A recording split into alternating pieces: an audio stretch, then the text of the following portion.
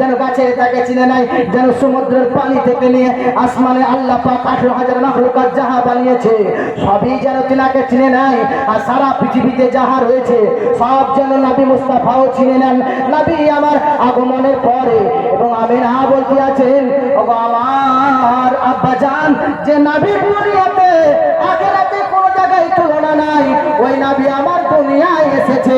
আমি খানিক এগিয়ে নিয়ে যাই, যেহেতু আগমন যখন হয়েছে খানিক লালন পালনের দিকে নিয়ে যাই। নবী আমার আগমন হয়ে গেলেন। আগমন হওয়ার পরে নবী আমার চলে এলেন।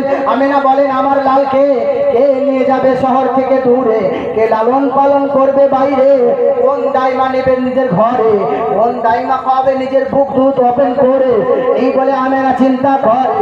কেউ যেন আসে না, সকলে আসে ঘুরে চলে যায়, সকলে আসে ফিরে চলে যায়, সকলে আসে ফিরে চলে যায়। কিন্তু আমার নবীকে যখন হালিমাতু সাদিয়া বসেছে লাস্টি বেলায় মক্কায় ঘুরলেন, মক্কায় এসে যখন হযরতে আমেনার সন্তানকে নিজের কাছে নিলেন, নেওয়ার পরে বলেন, এই বাচ্চার কোনো তুলনা নাই। দাই হালিমা বলে লেকে বলাইয়া, দাই হালিমা বলে লেকে বলাইয়া, চমচম চমকে है बदन जैसे नूर की किरण, मोहे लगी है लगन, जरा देखन दो, देखन दो। दाई हलीमा बोल लेके बलैया, दाई हलीमा बोल लेके बलैया। নবীকে দেখে চিন্তাই করে গেল, এত সুন্দর মুচকি হাসিটা, একে এখানে রাখা যাবে না। সঙ্গে করে নিয়ে চলে গেলেন। নিয়ে যাওয়ার পরে লালন পালন করবে আমি আপনার কিনা হালিমাতু সাদিয়া বিমার উঠনি সুস্থ হয়ে গেল, শোনা কথা আর এগিয়ে যান। এইবারে হালিমাতু সাদিয়ার কথা শুনলেন। আমিনার কিছু কথা আমি প্রথম দিকে বেদের কিছু অংশ করণ আপনার কিনা শুনিয়েছিলাম, যে আপনার কিনা মুসলমানদের নেতাকে শ্রেষ্ঠ নেতা কেন। আসলে আমি বলে দিই, বাহুরমাতি দেবস্তুতে নমস্কার সহি গীতাঞ্জলি পড়বে দয়োহা ওম পুরুষোত্তম পধারিত ভূমণ্ডলী হেমাংশু পাটুদয়া। ভূমণ্ডলীর মাঝে যিনি আসবেন তিনি হলেন আখির জামানার পয়গম্বর, তিনার নাম হবে মুহাম্মদ। শোনা কথা আরো এগিয়ে যান। তিনি কেমন নবী হবেন, তিনার শরীর থেকে কেমন খুশবু বেরাবেন, বাসুদেবাঙ্গারাগীতি পূর্ণ গন্ধা নিষ্পর্শম, তিনি সুখ আপনার কিনা তার শরীর থেকে সুগন্ধময় খুশবু বেরাবেন। বলে এটা মানি না, আরো ভিতরে নিয়ে যাও। বাসুদেবাঙ্গার ঋষিমণি মৃত্যু আগমনী নমস্তুতে নমো নমঃ, তিনি আগমন হবে হওয়া থেকে নিয়ে আখিরাত পর্যন্ত, দুনিয়া আসা থেকে নিয়ে প্রথম থেকে নিয়ে লাস্ট পর্যন্ত দুনিয়াতে কি হয়েছে, কি হবে, কি হতে পারে, আপনার অতীত বর্তমান ভবিষ্যৎ যিনি বর্ণনা করবেন, তবে শান্তি যোগের শান্তি আদায়াম পদ্মা মহিমা সরসিত ওই এমন নবী আপনার কিনা সমস্ত রকমের জ্ঞান নিয়ে দুনিয়ার জমিনে আগমন করেছেন। ওই নবী এমন নবী গো, আসার পরে দুনিয়ার মানুষকে জানিয়ে দিলেন, ওগো মানুষেরা শোনো, ওই নবীর কোনো তুলনা হবে না। আপনি আরো ভিতরে প্রবেশ করুন। আপনার কিনা বলতে আছেন, শোনো, তুমি একটা বললেন আরো বলো। শোনো, সেই নবী কেমন নবী হবেন। বাসুদেবাঙ্গারা গীতি পূর্ণ গন্ধা নিষ্পর্শম এবং দ্বাদশম শুক্ল পক্ষ সমাধবে মাসি মাধব। আগে চাঁদ দেখে তারিখ তয় করতো, আপনার কিনা প্রথম 14-15 দিন কৃষ্ণ পক্ষ, তারপর শুক্ল পক্ষ। তিনি বলতে চাইছেন আপনার কিনা বাসুদেবাঙ্গারা গীতি পূর্ণ গন্ধা নিষ্পর্শম দ্বাদশম শুক্ল পক্ষ সমাধবে মাসি মাধব। তিনি শ্রীকল্পের 12 তারিখে জন্মগ্রহণ করবে, শুক্ল পক্ষে জন্মগ্রহণ করবে, চাঁদের তারিখে জন্মগ্রহণ করবে। তিনি জন্মগ্রহণ করবে মরুস্থল নিবাসী না মরুভূমির এলাকায়, কোথায় জন্মগ্রহণ করবে? মক্কার সরজমিনে। কেমন ভাবে আসবেন? বাহুরমাতি দেবস্তুতে নমস্কার সহি, অর্থাৎ তিনার কাছে এত হুরমাত, এত নূর ফারিস্তা আলোকিত করে দেবে। তিনি যখন দুনিয়ায় আসবে কেমন ভাবে আসবে? আসা মাত্রই দুনিয়াতে আলো হয়ে যাবে, দুনিয়াটা পাপ থেকে দূরে সরে যাবে। আপনার কিনা নবী যখন দুনিয়ায় এলেন, আসা মাত্রই কাবা নবীর ঘরের দিকে ঝুঁকে ঝুঁকে পড়ে। আপনারা ক্লান্ত হয়ে গেছে, শেষ করে দেবো নাকি? শেষ করে দিই আপনাদের। হ্যাঁ, 12টা বেজে গেল। ক ঘন্টা? আমাকে নিবে না আমার বডি নেবে? জি, যাক, আপনাদের কথাও খানিকটা কি হুজুরের কথাও আমি আর 30টা মিনিট আপনাদের কাছে, অতটা 30টা মিনিটের মধ্যে সব গুটিয়ে দেবো। আপনাদেরকে সেই মেন কথাটাই বলে দিই, যেটাই শুরুয়াতে ছিল। তাই না? নাহলে খারাপ দেখায়। আরো ভিতরে প্রবেশ করুন। কেমন নবী? যখন আপনার কিনা কাবা ঝুঁকে ঝুঁকে পড়ে, কাবার ভিতরে যত মূর্তি ছিল সব ভেঙে পড়ে, সব ভেঙে পড়ে। সাল্লাল্লাহু বলে সাজদা করে এক কাবা বাইতুল্লাহ, আর চার প্রেমেতে ঝুঁকে পড়ে আর সে মোল্লা। সাল্লাল্লাহু বলে সাজদা করে এক কাবা বাইতুল্লাহ, চার প্রেমেতে ঝুঁকে পড়ে আর সে মোল্লা।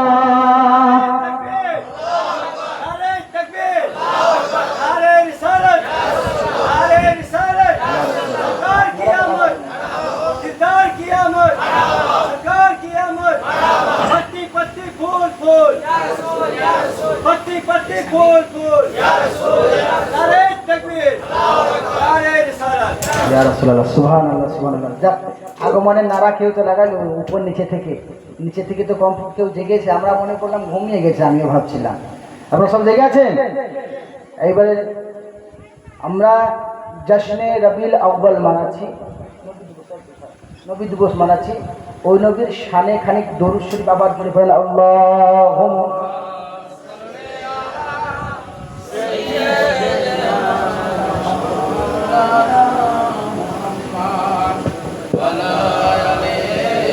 সাইয়্যিদিনা মাওলানা মুহাম্মদ। হাফ লিটার পেট্রোল নিলাম। আরো ভিতরে প্রবেশ করুন। কেমন নবী হবে? বলছে আপনার কিনা কাবা ঝুঁকে ঝুঁকে পড়ে, কাবা ঝুঁকে ঝুঁকে পড়ে, নবীর দিকে সাজদা করে। আব্দুল্লাহ দৌড়ে আসে দেখার পরে, দুয়ারের দরজায় দাঁড়িয়ে আপনাদের শোনা কথা তালওয়ার নিয়ে ফারিস্তা আল্লাহর বলতে আছেন ঘরে প্রবেশ করা যাবে না, ভিতরে আল্লাহর ফারিস্তা হুরো মালাইকা নবীর দিদার করে, এটা আপনাদের শোনা কথা। আরো এগিয়ে যান।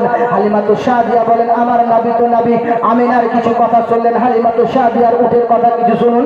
সবাই জানেন বিমার উটনি তাজা হয়ে গেল, সবাই জানেন শুকনো আপনার কিনা অসুস্থ উটনি ভালো হয়ে গেল, পিছনে আসা এগিয়ে চলে গেল। আরো আপনারা জানেন হালিমাতু সাদিয়ার বাড়িতে যখন নবী ছিলেন, নবী আপনার কিনা বাড়িতে আপনার কিনা হালিমাতু সাদিয়া দরজা লাগিয়ে ছাগল চড়াতে নিয়ে গেছেন আপনার কিনা বাচ্চাদের সঙ্গে, চলে গেছেন রাজাই বেটার সঙ্গে, নিজের বেটার সঙ্গে, আর আপনার কিনা নিজের মেয়ের সঙ্গে স্বামী হারের সঙ্গে করে নিয়ে বেরিয়ে গেলেন। এমন অবস্থায় একদিন হঠাৎ হযরতে আব্বাস আপনার কিনা মুহাম্মদুর রাসূলুল্লাহকে শিকার করতে এসে মনে জাগলো একবার আমার ছোট ভাইয়ের সন্তানকে দেখে আসি গা।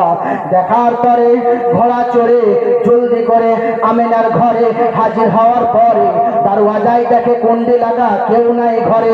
রাগে অবস্থায় মাথা ঘুরে পেলে আমিনাকে দিব হত্যা করে এই বলে গেল বাড়ির বাইরে। দেখে পাড়া প্রতিবেশী জড়ো হয়ে বলতে আছেন ওগো আব্বাস, তোমার হালিমাতু সাদিয়ার ঘরে তোমাদের সন্তানকে দিয়েছো, সে ঠিক মতো খাওয়াই না, খানা খাওয়াই না, দুগ্ধ পান করাই না। বলে কেন কেন কেন কেমন করে? বলে তুমি এখন তালা লাগিয়ে দেখলে, সকাল থেকে হালিমাতু সাদিয়ার বাড়িতে তালা লাগানো আছে, এই তালা কিন্তু খোলা নেই, তাই তো সকাল থেকে খানা খাওয়ানো কেউ নেই। এই জন্য আফসোস করি, তোমার লাল মনে হয় দেখো গা, তোমাদের ভাইপো দেখো গা, বড় কষ্টের মধ্যে অত্যাচারের মধ্যে আপনার কিনা জীবন যাপন করে।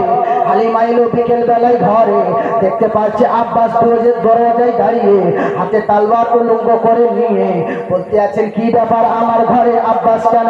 বলতে আছেন হালিমাতু সাদিয়া হেঁটে যায়, কোনো টেনশন নাই। আপনার কিনা আব্বাস দেখে বলে তোমাকে ভয় লাগে না ওগো হালিমা? বলে কেন ভয় লাগবে? বলে সন্তানটাকে ভিতরে রেখে তালা মেরে চলে গেছো সকালবেলা, বিগত কয়েক মিনিট নয় কয়েক ঘন্টা ধরে দাঁড়িয়ে আমার ভাইপো ঘরে কান্না করবে না, না খেয়ে মরে আছে, কোনো খবর নাই। বলে ওগো শোনো আব্বাস, আমি দরওয়াজা খুলে দেবো আর তোমার ভাইপের পেটটা তুমি দেখে নেবে, যদি ক্ষুধার্ত থাকে আমি হালিমাকে যা সাজা দেবে তাই নিয়ে নেব, আর যদি তোমার লালের দোলনাটা যদি না নড়ে তুমি যা সাজা দেবে তাই নিয়ে নেব। দোলনা যদি না নড়ে তাও তুমি সাজা দেবে, পেট খালি থাকলে সাজা দেবে, কান্না করলে সাজা দেবে। ঠিক আছে, দরওয়াজা খোলা হলো, ঢোকা মাত্রই দেখেন নবী পাক বৃদ্ধা আঙুল চুষছেন, আপনার কিনা হেলিয়ে দিচ্ছে, কেউ যেন দোলনা নড়ে।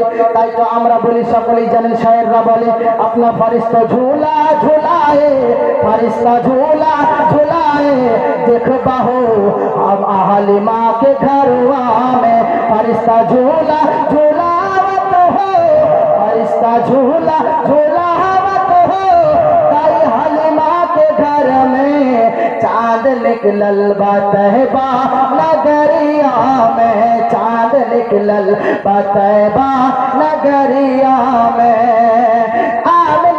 के कलजा के टुकड़ा नूरान चादर पे गोरे गोरे मुखरा, नूरान चादर पे गोरे गोरे मुखरा, चंदा निकलेला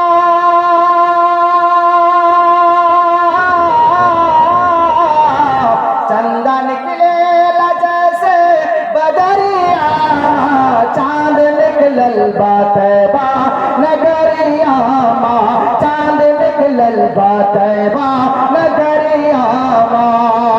আরো ভিতরে প্রবেশ করুন। দরওয়াজা খোলা মাত্রই আব্বাস বলেন, ওগো আমার ভাইপো, ওই ঘটনাটা তুমি যদি বলে দাও মুসলমান হয়ে যাব। আমি বিগত ভিতরে যেতে চাই না, আপনাদের শোনা কথা আরো অল্প করে বলে দিই। যেই না দেখছে ঘরে দোলনা নড়ে, ওগো আমার মুহাম্মদুর রাসূলুল্লাহ কলমা পড়ার পরে হযরত আব্বাস সেই কথাগুলোকে জিজ্ঞাসা করে। আমি সেই হালিমাতুর বাড়িতে গেলাম, দোলনা দুলতে ছিল, বলে ওগো আমার চাচা ফারিস্তা ঝুলাচ্ছিল, বলে সারাদিন তুমি না খেয়ে কেমন করে থাকলে? বলে একটা আঙুলে মধু, একটা আঙুলে দুগ্ধ আমার আল্লাহ খাওয়াতেন, জোরে বলে, একটা আঙুলে দুগ্ধ, একটা আঙুলে মধু আমি পান করতাম, তাই আমার খিদা নিবারণ হয়ে যেত। বলে চাচা তুমি শাহাদাত আঙুল উঠিয়ে যেন তুমি আঙুল নেওয়াতে আসমানের চাঁদ কেন নড়তো, মানে করতো সবাই ভেঙে পড়ে যাবে, তবে কেন পড়ে গেল না? বলে ওগো চাচা তোমার কিন্তু জানা নেই, এই কথা হলো এমন, আমার মা গরিব, আমার হালিমা গরিব, আমাকে কেউ যেন কিছু নতুন দামি খেলনা দিতে পারবে না, তাই আমার আল্লাহ দুনিয়ার সব থেকে দামি খেলনা আসমানের চাঁদকে বানিয়ে দিলে। জোরে হবে না? আর ঘুমাচ্ছেন নাকি? দেখে আছেন তো, খাওয়া দাওয়া করেছেন? ও, তার জন্য পাওয়ার বেশি নাকি? এবারে আমেনা বলতে, হালিমাতুস সাদিয়া বলতে আছে, এবার হয়তো আব্বাস কিছু উত্তর দিতে পারবে। চাঁদ খেলছে, নবী চুপ, পেট ভরা, দোলনা দোলে। আব্বাস, হযরত আব্বাস রাদিয়াল্লাহু তাআলা আনহু চিন্তায় পড়ে গেছিলেন, চিন্তায় পড়ে কি ব্যাপার, কি এ তো অবাস্তব। আমাদের মাথায় আমি কি বললাম, বেমিসাল নবীর কোনো মিসাল নেই। बुलबुल तेरे होठों पे ये कैसा तराना है, दिल जो आ गया। বুলবুল যখন নবীর শান গায় তো মানুষের মন ঝুমে যায়, আর স্টেজে যখন আলেমরা গায় তখন পাবলিক শ্রোতারা শুনে যায়, তাই না? নবীর শানটা এত সুন্দর। আরো এগিয়ে যাই, কিছুক্ষণ বেশি সময় নেব না। আপনার কিনা হযরতে হালিমাতুস সাদিয়া বলেন, আমার কাছে যখন আমার ভাইপো ছিল, ওগো আমার আব্বা, আব্বাস বলতে আছেন, ওগো আমার মুহাম্মদ, ওগো আমার মুহাম্মদুর রাসূলুল্লাহ ভাইপো শোনো, যখন আমি দেখলাম, আমি হালিমাতুস সাদিয়ার মুখে অনেক কথা তোমার শুনেছি, তার মধ্যে কিছু কথা হলো তুমি যখন বাল্য বয়সে আপনার কিনা একদিন হঠাৎ তুমি যখন ওই আপনার কিনা ওই তায়েফ নগরীতে ছিলে, অন্য মহিলাদের যদি পেটে ব্যথা হতো, তোমার দিকে তাকালে পেটের যন্ত্রণা ভালো হয়ে যেত। নবীকে দেখলে ক্ষুধা নিবারণ হয়ে যায়, নবীকে দেখলে রহমত বর্ষিত হয়, নবীকে দেখলে ইমানের চোখে সাহাবী হয়ে যায়, নবীকে দেখলে ইমানের চোখে সাহাবী হয়ে যায়, নবীকে ভালোবাসলে বেলাল হয়ে যায়, নবীর মহাব্বতে কেউ আবু বকর, ওমর, উসমান ও আলী হায়দার হয়ে যায়, আর নবীর মহাব্বতে হাতে কালো সাহাবী বেলাল হয়ে যায়। আল্লাহ পাক এত পাওয়ার দেয়, ওগো গোলাম বেলাল তুমি আজান দেবে, আমি নবী তোমার ডাকে সাড়া দিব। এমন নবী আমার, যে নবীর কোনো তুলনা নাই। আসো আরো ভিতরে প্রবেশ করে হালিমাতুস সাদিয়ার বাড়িতে। বলতে আছেন, ওগো আমার মুহাম্মদুর রাসূলুল্লাহ যখন আমার বাড়িতে ছিল, আমার বাড়িতে যখন চলাফেরা করতো, কারো যন্ত্রণা হতো নবীর চেহারা দেখতো, কারো অসুবিধা হতো নবীর কাছে আগমন করতো, কারো জ্বর হতো নবীর কাছে হাজির হতো। উঠে যাচ্ছে, আগে শেষ করে দিলি কি না? উঠে যাচ্ছে মানে তো সমাজ নষ্ট, তাই না? এর আগে থেকে না যাওয়াটাই উত্তম। আল্লাহ পাক বোঝার তৌফিক দান করে, আমল করার তৌফিক দান করে। মাইনাস প্লাস করতে গেছি তো মাইনাস করতে গেলে তো টাকা দিয়ে দিতে হয়। টাকা দিয়েছে? অনেক বেজে গেছে গো, আর বেশি রাত করেন না। 12টা বেজে গেছে। হুজুরগুলোকে ইমামগুলোকে নামাজ পড়াইতে হবে। আপনার তো সেট ফজরে চালাবেন, আর ওদেরকে উঠতে হবে, দিয়ে বলবে যে এই ইমাম সাহেব, এই বক্তা সাহেব যদি জানে তাহলে ফজর কাজা হওয়ার কারণ আল্লাহ ওই বলবে না। সব ভালো আছেন তো? আল্লাহ পাক যত শুনবেন ততই মন চাইবে যে আরো শুনি আরো শুনি। পেট ভরবে না, যে পেট ভরার জিনিস নয়। আমরা যখন জীবনী পড়ি বা নাবির মজেজাগুলো পড়তে লাগি না, তখন ওই শেষই হয় না। আর একটা পড়ি, আর একটা অলৌকিক কিছু পাবো, আর একটা পড়ি, আর একটা এরকম করতে করতে দেখি খাবারের সময় হয়ে গেছে। ট্রেনে যখন কোথাও যাই প্রোগ্রামে, ওই মোবাইলে একটা একটা পিডিএফগুলো লোড করে পড়তে যাই, কখন যে স্টেশন পৌঁছে যায় সেও পাই না, এত মন বসে যায়। তাহলে আপনারা শুনতে শুনতে তো আরও মন বসবে। আমার নামার কথা ছিল মল্লারপুর পচনপুর যাওয়ার জন্য জালসায়, তো মল্লারপুর পার হয়ে চলে গেছি। নলারতে যে হর্স পড়ছে, যে আমি পেরিয়ে চলে এসেছি। ভাগ্য ভালো টিটি ধরে নামাইলো, নাহলে চলে যেতাম এখন কোথাও। যদি মোহাব্বত বসে যায় তার টাইমের দিকে হোঁশ থাকে না মানুষ, তাই না? তাকালে থাকে এটা ইশকে মুস্তাফা এমন। আরে ইশকে মুস্তাফা এমন জিনিস, যদি কারো মধ্যে থাকে, সে দুনিয়াতে আখেরাতে দুটোই মালামাল, দুটোই মালা।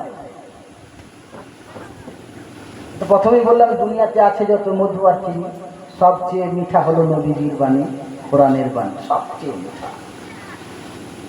হালিমাতুস সাদিয়া বলতে আছেন, আমার বাড়িতে যখন একদিন কারো ঘরে যদি কোনো রকম অসুবিধা হতো, আমার পাড়ার ছাগলগুলো, যাদের বাড়িতে ছাগল থাকতো, সবাই ছাগল চড়ানোওয়ালা বাঙালদেরকে, সন্তানদেরকে, অন্যান্য স্বামীদেরকে সবাইকে চাপ দিত যে যেখানে হালিমা ছাগল চড়ায় সেইখানে তোরা গিয়ে চড়াবি। হালিমার ছাগলের দুধ দেয় এত, বালতি ভরপুর হয়ে যায়, ভরা ভরে যায়, সব কিছু ভরে যায়, ছাগলের দুধ শেষ হয় না, উটের দুধ শেষ হয় না। আর আমাদের কোথায় চড়াও? ওই একই মাঠে, একই জায়গায়, একই রকম, একই ঘাস, এক জায়গায় দাঁড়িয়ে একসঙ্গে একই ছাগল মেলে খায়। আমাদের ছাগলের দুধ নাই, তো হালিমার ছাগলের কি করে স্তনে দুধ হয়? এটা কার বরকত? আমার নবীর বরকত। আরো ভিতরে প্রবেশ করুন। হালিমাতুস সাদিয়া বলেন, আমার নবীর কোনো তুলনা নাই। কেমন করে জঙ্গলের ভিতরে যখন আপনার কিনা বাঘের মাঝে এক জায়গায় ঘুরে, ছাগল নিয়ে একদিন সব ছাগল আপনার কিনা চড়াঘাটে চড়ছে, হঠাৎ বাঘ আসে, সবাই ছুটে পালায়, মানুষগুলো যায় কিন্তু পশু একটাও পালায় না। এটা একটা বিরাট ঘটনা। নবী বসে আছেন, বাঘ যদি দেখেন তো আপনারা কি করবেন? থাকবে কেউ? আর বাঘে হরিণ একসাথে আসছে, শিয়াল আছে, অন্যান্য জানোয়ার আছে, সাপ আছে, সব একে একে করে আসছে।